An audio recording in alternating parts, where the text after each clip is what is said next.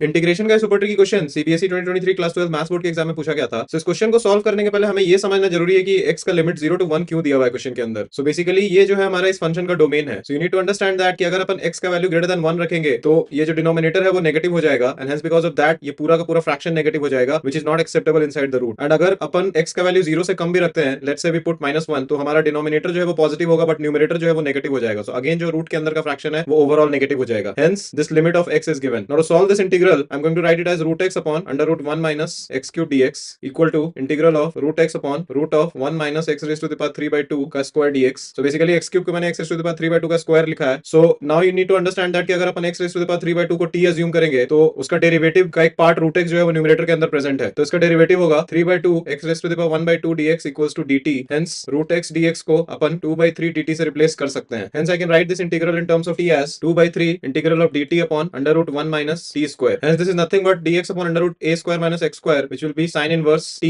plus c। जो हमने t का वैल्यू अज्यूम किया था which was x raised to the power 3 by 2, we'll just substitute it over here plus c। तो ये हमारा डिजायर्ड आंसर है इस इंटीग्रल का।